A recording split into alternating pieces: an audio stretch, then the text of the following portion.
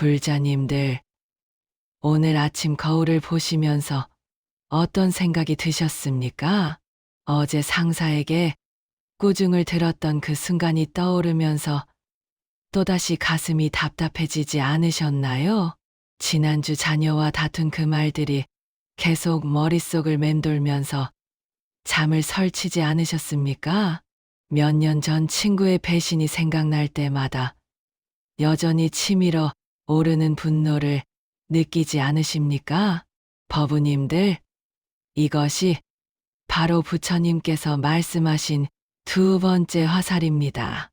첫 번째 화살은 이미 우리를 관통했습니다. 상사의 꾸중, 자녀와의 갈등, 친구의 배신, 이런 것들은 이미 일어난 일입니다. 하지만 우리는 여기서 멈추지 않습니다. 우리는 스스로 두 번째 화살을 쏘아 자신을 더욱 깊게 상처내고 있는 것입니다. 그 순간을 계속 되새기며 그 말들을 반복해서 들으며 그 상황을 끝없이 시뮬레이션 하면서 말입니다. 보살님들, 혹시 이런 경험이 있지 않으십니까? 밤늦게 잠자리에 누워서도 낮에 있었던 불쾌한 일을 계속 생각하다가 새벽까지 뒤척이는 경험 말입니다. 그 상황에서 아, 그때 이렇게 말할 걸, 왜 그때 이렇게 하지 못했을까라고 후회하면서 자신을 책망하는 경험 말입니다. 이미 지나간 일을 붙잡고 놓지 않으면서 천재의 평안을 스스로 깨뜨리는 경험 말입니다. 부처님께서는 이것을 두 번째 화살이라고 하셨습니다. 첫 번째 화살은 외부에서 날아옵니다. 하지만 두 번째 화살은 우리가 스스로 쏘는 것입니다. 그리고 많은 경우 두 번째 화살이 첫 번째 화살보다 훨씬 더 큰 고통을 가져다 줍니다. 오늘 저는 불자님들과 함께 이 두 번째 화살을 피하는 부처님의 지혜를 나누고자 합니다.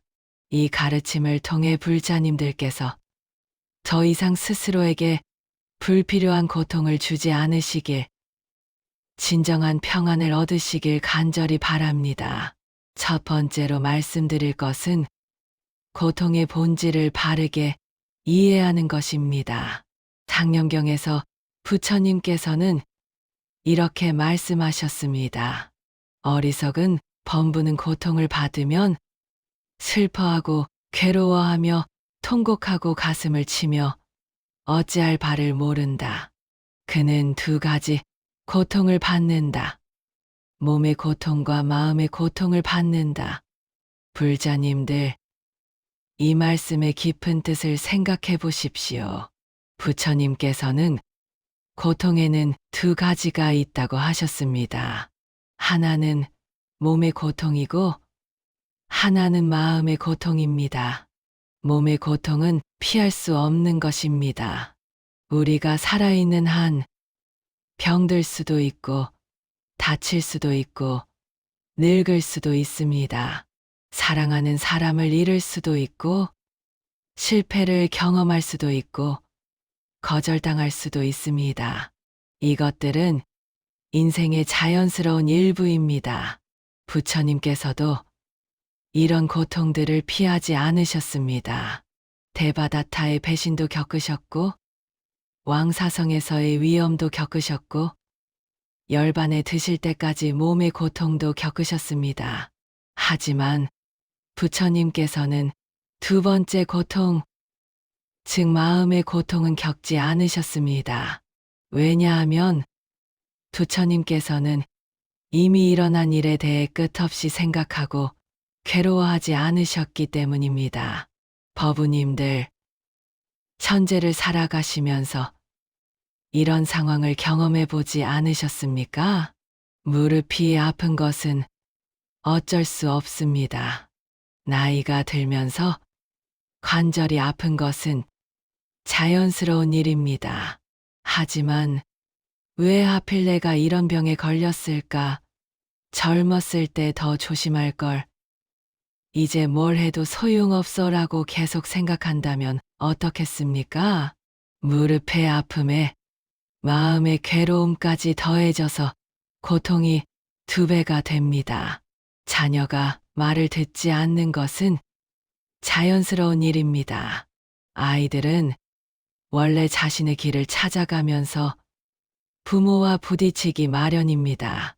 하지만 내가 부모 노릇을 제대로 못했나? 다른 집 아이들은 다 잘하는데 이 아이가 이러다 망하는 것 아닌가라고 계속 걱정하고 자책한다면 어떻겠습니까? 아이 걱정에 자책의 고통까지 더해져서 마음이 더욱 무거워집니다. 부처님께서는 이것을 2번째 화살이라고 하신 것입니다. 첫 번째 화살은 이미 날아왔습니다. 하지만 우리는 그 첫 번째 화살 때문에 계속해서 2번째, 3번째, 4번째 화살을 스스로에게 쏘고 있는 것입니다. 조주선사의 어록에 이런 말씀이 있습니다.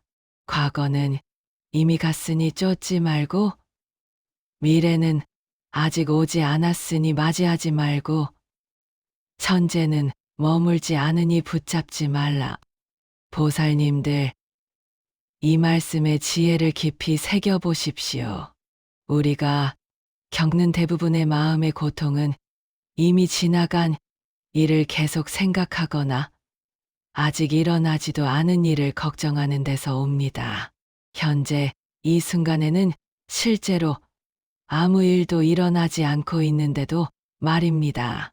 예를 들어 보겠습니다. 어제 직장에서 동료와 말다툼이 있었다고 해봅시다. 오늘 아침 그 일은 이미 끝난 일입니다. 지금 이 순간에는 그 동료도 여기 있지 않고 말다툼도 일어나지 않고 있습니다. 하지만 우리는 그 일을 계속 생각합니다. 그때 내가 왜 그런 말을 했을까? 그 사람이 나를 어떻게 생각할까? 내일 회사에 가면 어떻게 될까? 이렇게 생각하는 동안 우리의 마음은 평안하지 못합니다. 가슴이 답답하고 잠도 오지 않고 식욕도 떨어집니다. 하지만 실제로는 지금 이 순간에 아무 일도 일어나지 않고 있습니다. 우리가 스스로 2번째 화살을 쏘고 있는 것입니다. 그렇다면 어떻게 해야 할까요? 부처님께서 가르쳐 주신 첫 번째 방법은 바로 알아차림입니다. 내가 지금 2번째 화살을 쏘고 있다는 것을 알아차리는 것입니다. 아, 내가 지금 이미 끝난 일을 가지고 괴로워하고 있구나. 아, 내가 지금 아직 일어나지도 않은 일을 걱정하고 있구나. 이렇게 알아차리는 순간 우리는 그 생각의 고리에서 벗어날 수 있는 첫걸음을 떼는 것입니다. 2번째로 말씀드릴 것은 천재 순간으로 돌아오는 방법입니다. 금강경에서 부처님께서는 과거 신불 가득, 천재 신불 가득, 미래 신불 가득이라고 하셨습니다. 과거 마음도 얻을 수 없고, 천재 마음도 얻을 수 없고, 미래 마음도 얻을 수 없다는 뜻입니다. 불자님들, 이 말씀이 처음에는 어렵게 들릴 수 있지만 사실은 우리를 자유롭게 해주는 지혜입니다. 과거의 일은 이미 지나갔습니다. 아무리 후회해도 아무리 원망해도 바꿀 수 없습니다. 미래의 일은 아직 오지 않았습니다. 아무리 걱정해도 아무리 계획해도 확실하지 않습니다. 그리고 천재조차도 계속 흘러가고 있습니다. 지금 이 순간도 말하는 동안 이미 지나가고 있습니다. 그렇다면 우리는 어디에 마음을 두어야 할까요? 바로 지금 이 순간의 경험에 마음을 두는 것입니다. 지금 이 순간 숨 쉬고 있는 것을 느끼고, 지금 이 순간 앉아 있는 것을 느끼고, 지금 이 순간 듣고 있는 것을 느끼는 것입니다. 버부님들, 한번 해보십시오. 지금 이 순간 숨을 깊게 들이마시고 천천히 내쉬어 보십시오. 그동안은 과거의 일도 미래의 걱정도 모두 사라집니다. 오직 지금 이 순간의 호흡만이 있을 뿐입니다. 이것이 바로 현재 순간으로 돌아오는 것입니다. 부처님께서는 이것을 사띠, 즉 알아차림이라고 하셨습니다. 지금 이 순간 일어나고 있는 일을 있는 그대로 알아차리는 것입니다. 예를 들어 보겠습니다. 자녀와 다툰 일로 마음이 괴로울 때 우리는 보통 이렇게 생각합니다. 저 아이가 왜 저럴까? 내가 뭘 잘못했을까? 앞으로 어떻게 될까? 하지만 알아차림의 수행을 할 때는 이렇게 해봅니다. 아, 지금 내 마음이 괴롭구나. 지금 내 가슴이 답답하구나. 지금 내 어깨가 긴장되어 있구나. 이렇게 지금 이 순간의 경험을 있는 그대로 알아차리는 것입니다. 그러면 신기하게도 그 괴로운 생각들이 조금씩 가라앉기 시작합니다. 왜냐하면 우리가 생각 속에 빠져 있지 않고 천재의 경험을 지켜보고 있기 때문입니다. 원효 대사께서는 이렇게 말씀하셨습니다.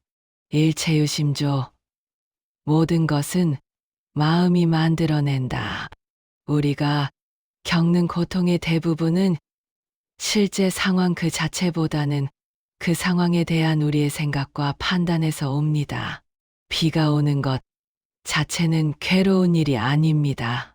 하지만 오늘 소풍을 가려고 했는데 비가 와서 기분이 나쁘다라고 생각하면 괴로워집니다. 나이가 드는 것 자체는 괴로운 일이 아닙니다. 하지만 나이가 들어서 쓸모없어졌다라고 생각하면 괴로워집니다. 자녀가 독립하는 것 자체는 괴로운 일이 아닙니다. 하지만 이제 나는 필요 없는 사람이 되었다라고 생각하면 괴로워집니다. 부처님께서는 이것을 알아차리라고 하신 것입니다. 내가 지금 현실을 있는 그대로 보고 있는가? 아니면 내 생각과 판단을 통해 보고 있는가를 알아차리는 것입니다. 현재 순간으로 돌아오는 구체적인 방법을 알려드리겠습니다. 첫째, 호흡 알아차림입니다. 괴로운 생각이 일어날 때마다 호흡에 주의를 집중하십시오. 들숨과 날숨을 세어보거나 숨이 들어오고 나가는 것을 느껴보십시오. 호흡은 항상 현재에 있습니다. 과거의 호흡도 미래의 호흡도 없습니다. 오직 지금 이 순간의 호흡만이 있을 뿐입니다. 둘째, 몸 알아차림입니다. 지금 이 순간 몸의 감각을 느껴보십시오. 발이 바닥에 닿아 있는 것, 등이 의자에 닿아 있는 것, 손의 온도나 무게감을 느껴보십시오. 몸도 항상 현재에 있습니다.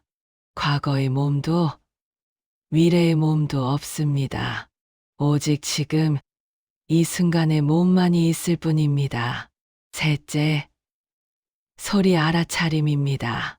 지금 이 순간 들리는 소리에 귀 기울여 보십시오.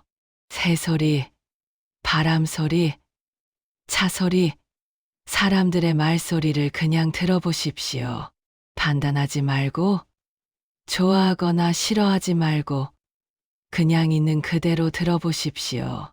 소리도 항상 현재에 있습니다.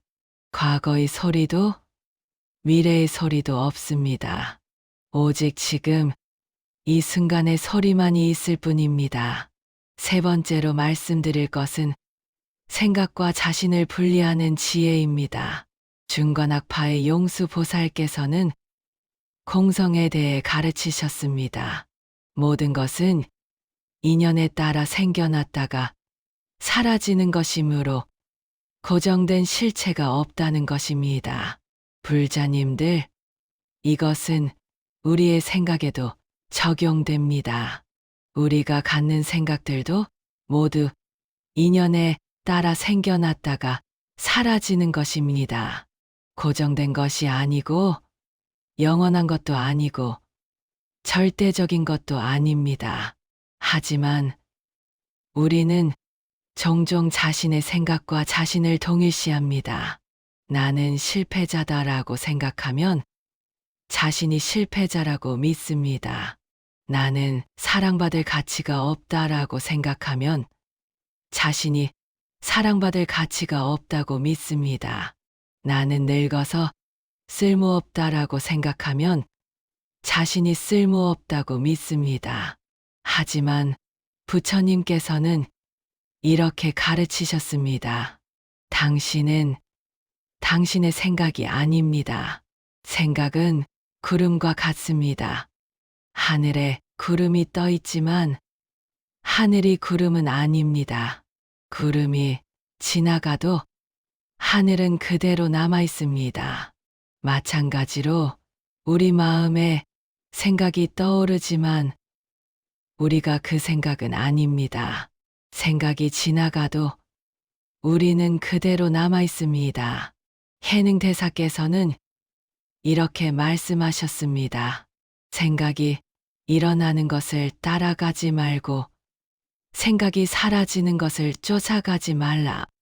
생각이 현재 머무는 것에도 집착하지 말라.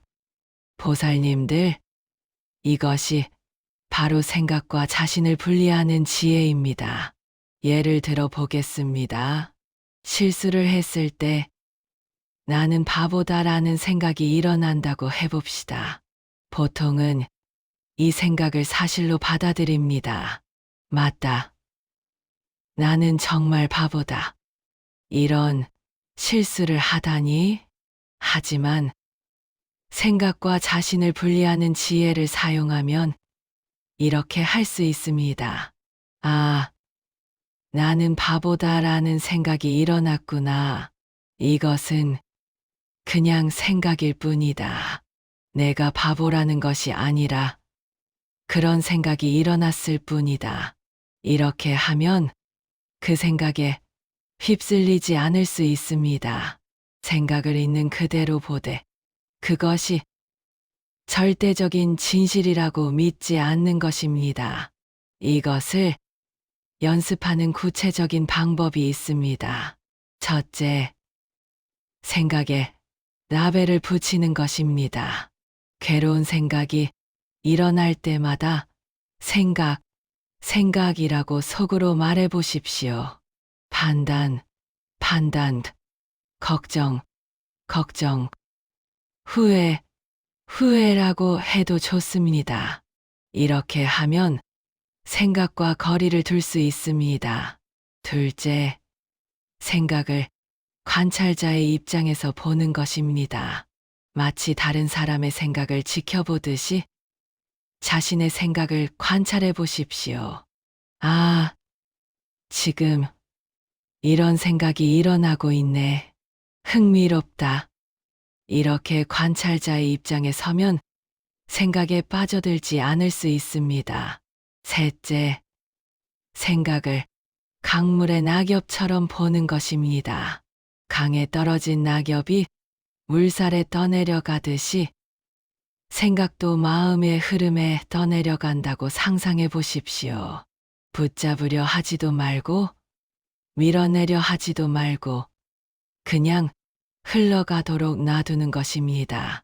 달마 대사께서 중국에 오셨을 때 이런 일화가 있습니다.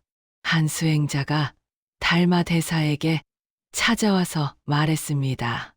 제 마음이 너무 괴로워서 견딜 수가 없습니다. 제발 마음을 편안하게 해 주십시오. 달마 대사께서 말씀하셨습니다. 그 괴로운 마음을 가져와 보아라. 내가 편안하게 해주겠다. 수행자가 한참 생각하더니 말했습니다. 아무리 찾아도 그 괴로운 마음을 찾을 수 없습니다. 달마 대사께서 미소 지으며 말씀하셨습니다. 보아라.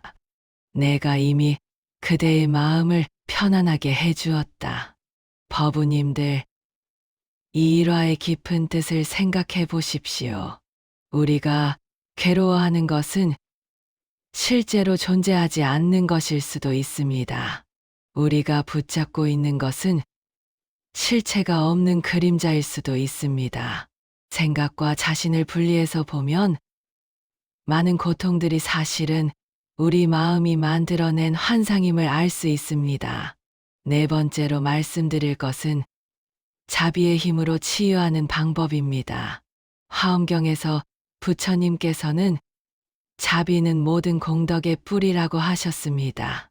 불자님들, 우리가 자신에게 두 번째 화살을 쏘는 이유 중 하나는 자신을 너무 가혹하게 대하기 때문입니다. 실수했을 때 나는 왜 이렇게 바보 같을까? 잘못했을 때 나는 정말 나쁜 사람이야. 늙었을 때 나는 이제 쓸모없는 존재야 라고 자신을 책망합니다. 하지만 이런 자기 비판과 자기 증오가 과연 도움이 될까요? 오히려 더 큰 고통만 가져올 뿐입니다. 부처님께서는 자비가 모든 중생을 향해야 한다고 하셨습니다. 그 모든 중생 안에는 당연히 자신도 포함됩니다. 자신에게 자비롭지 못한 사람이 어떻게 다른 사람에게 자비로울 수 있겠습니까? 자신을 사랑하지 못하는 사람이 어떻게 다른 사람을 사랑할 수 있겠습니까? 관음보살께서는 모든 중생의 고통을 들어주시고 위로해 주시는 분입니다. 그렇다면 우리도 자신의 고통을 들어주고 위로해 주어야 하지 않겠습니까? 보살님들, 자신에게 자비로운 마음을 갖는 것이 이기적인 것이라고 생각하지 마십시오. 오히려 그것이 모든 자비행의 시작입니다. 자신의 상처를 치유해 본 사람만이 다른 사람의 상처를 치유해 줄 수 있습니다. 자신의 고통을 이해해 본 사람만이 다른 사람의 고통을 이해할 수 있습니다. 구체적으로 어떻게 자신에게 자비로워질 수 있을까요? 첫째, 자신을 친한 친구처럼 대하는 것입니다. 가장 친한 친구가 실수했을 때 어떻게 대하십니까? 너는 정말 바보야 라고 말하지 않을 것입니다. 괜찮다. 누구에게나 실수는 있는 거야. 다음에는 더 잘할 수 있을 거야 라고 위로할 것입니다. 자신에게도 이렇게 대해 보십시오. 실수했을 때 괜찮다. 나도 사람이니까 실수할 수 있지. 이번 경험으로 더 배울 수 있을 거야 라고 말해 보십시오. 둘째, 자신의 고통을 인정하고 받아들이는 것입니다. 나는 지금 괴로워하고 있구나. 이런 괴로움을 느끼는 것이 당연하구나라고 인정해 보십시오. 고통을 부정하거나 밀어내려 하지 말고 있는 그대로 받아들이는 것입니다. 마치 아픈 아이를 품어주는 어머니처럼 자신의 고통을 따뜻하게 품어주는 것입니다.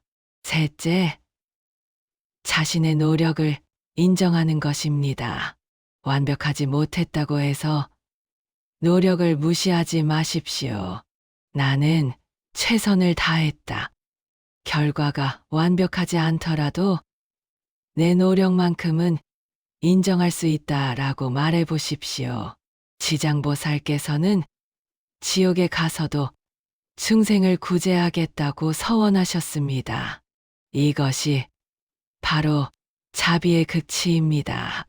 어떤 상황에서도 어떤 존재라도 포기하지 않는 것입니다. 그렇다면 우리도 자신을 포기하지 않아야 합니다. 아무리 실수해도, 아무리 부족해도, 아무리 늙어도 자신을 포기하지 않는 것입니다. 자비의 마음으로 자신을 치유하는 구체적인 방법을 알려드리겠습니다. 자비 명상입니다. 조용한 곳에 앉아서 눈을 감고 이렇게 말해 보십시오. 내가 행복하기를 바랍니다. 내가 평안하기를 바랍니다. 내가 건강하기를 바랍니다. 내가 자유롭기를 바랍니다. 처음에는 어색할 수도 있습니다. 자신에게 이런 좋은 말을 해준 적이 많지 않기 때문입니다. 하지만 계속 연습하면서 진심으로 자신의 행복을 바라는 마음을 키워보십시오. 그 다음에는 자신에게 이렇게 말해 보십시오. 고통받는 내 마음아, 평안하거라. 괴로워하는 내 마음아, 쉬어라. 화내고 있는 내 마음아, 진정해라. 두려워하는 내 마음아, 용기를 내라. 마치 아픈 아이를 달래주듯이 자신의 마음을 달래주는 것입니다. 그러면 신기하게도 마음이 점점 평안해집니다. 자기 자신이 자신의 가장 좋은 친구가 되는 것입니다. 법우님들, 오늘 함께 나눈 이 4가지 지혜를 정리해 보겠습니다. 첫째, 고통의 본질을 바르게 이해하는 것입니다. 첫 번째 화살은 피할 수 없지만 두 번째 화살은 피할 수 있다는 것을 아는 것입니다. 둘째, 현재 순간으로 돌아오는 것입니다. 과거의 후회나 미래의 걱정에 빠져 있지 말고 지금 이 순간의 경험에 마음을 두는 것입니다. 셋째, 생각과 자신을 분리하는 것입니다. 생각은 그냥 생각일 뿐이지 절대적인 진실이 아니라는 것을 아는 것입니다. 넷째, 자비의 힘으로 치유하는 것입니다. 자신에게도 친구에게 하듯이 따뜻하고 자비로운 마음을 갖는 것입니다. 보살님들, 이 가르침들이 머리로만 이해되는 것이 아니라 일상 속에서 실제로 적용되기를 바랍니다. 오늘 저녁 혹시 괴로운 생각이 일어나면 이렇게 해보십시오. 아, 내가 지금 두 번째 화살을 쏘고 있구나라고 알아차리십시오. 그리고 깊게 숨을 쉬면서 현재 순간으로 돌아오십시오. 그 생각을 사실로 받아들이지 말고 그냥 지나가는 구름처럼 바라보십시오. 그리고 자신에게 자비로운 말을 건네주십시오. 이것이 부처님께서 가르쳐 주신 두 번째 화살을 피하는 방법입니다. 불자님들께서 더 이상 스스로에게 불필요한 고통을 주지 않으시기를 간절히 바랍니다. 첫 번째 화살만으로도 충분히 아픈데 왜 굳이 두 번째 화살까지 맞으시겠습니까? 부처님의 지혜로 평안한 삶을 사시기를 기원합니다. 오늘 말씀이 도움이 되셨다면 좋아요 버튼을 눌러주시고 다른 분들에게도 이 지혜가 전해질 수 있도록 공유해 주십시오. 댓글로는 불자님들의 수행 경험이나 궁금한 점을 나눠주시면 감사하겠습니다. 모든 불자님들께 부처님의 자비가 함께 하시기를 빕니다. 나무 아미타불 관세음보살